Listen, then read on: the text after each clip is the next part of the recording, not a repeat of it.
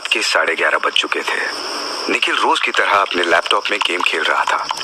2-4 zombies को मारे बिना निखिल को नींद नहीं आती। कमरे की सभी लाइट्स बंद थी। लैपटॉप की चलती हुई स्क्रीन से ही कमरे में थोड़ी रोशनी सी थी। यहाँ निखिल के साथ उसका रूममेट और जिगरी दोस्त देव भी था, जो सोया हुआ था। देव आज ऑफिस में रिजाइन देकर आया था। देव एक एड एजेंसी में कॉपीराइटर है। वो क्लाइंट्स के ब्रीफ पर एड लिखता है। देव को अपना काम पसंद है, लेकिन पिछले कुछ महीनों में उसके लिखे सभी एड्स या तो क्लाइंट या फिर देव की बॉस तारा ने रिजेक्ट कर दिए। देव को समझ नहीं आ रहा था कि उसके साथ हो क्या रहा है, लेकिन आज सुबह जो ऑफिस में हुआ वो भी देव की सोच और समझ से परे ही था। तारा ने देव को अपने कैबिन में बुलाया था। जब वो कैबिन में पहुंचा तो तारा ने उसे बैठने के लिए कहा। फिर करीब आकर वो धीरे से बोली, देव, मेरे सीने पर एक बोझ है जिसे आज मैं बिना किसी डर के उतार देना चाहती हूँ। तारा ने जो कहा वो देव के जरा भी पल्ले नहीं पड़ा। वो झिझकते हुए बोला, मैं कुछ समझा नहीं। जो बात है आप साफ कहिए ना। ये सुनते ही तारा ने अपने कैबिन में यहाँ वहाँ नजर दौड़ाई और देव के हाथ में एक कागज का टुकड़ा रख दिया। देव ने कागज का वो टुकड़ा खोल कर देखा। उस पर लिखा था, वो आवाज चाहती है कि तुम ये शहर छोड़ दो। देव को वो कागज देकर तारा ने राहत की सांस ली और अपनी कुर्सी पर आकर बैठ गई। देव ने कागज पर लिखे मैसेज को फिर से पढ़ा और तारा को हैरानी से देखते हुए बोला, ये सब क्या है?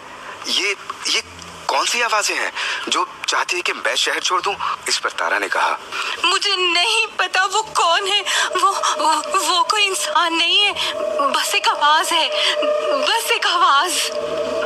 तारा ने घबराते हुए कहा। तारा की बात सुनकर देव कुछ देर तक खामोश रहा, फिर अचानक ही मुस्कुराने लगा। तुम मुस्कुरा क्यों रहे हो? तारा ने हैरानी से पूछा।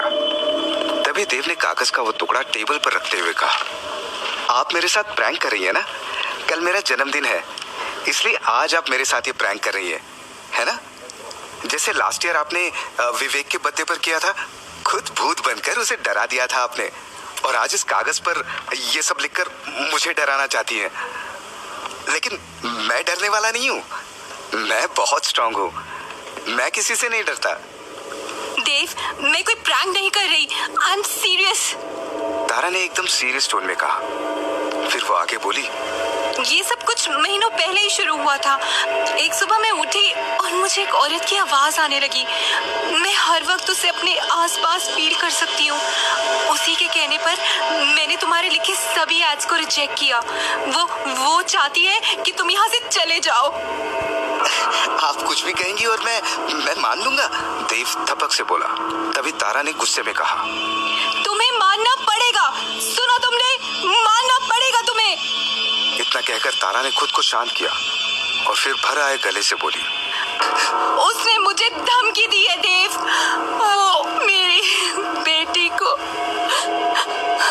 कहते हुए तारा की आंखों में आंसू उतर आए थे। आपने मुझे ये सब पहले क्यों नहीं बताया? देव ने पूछा।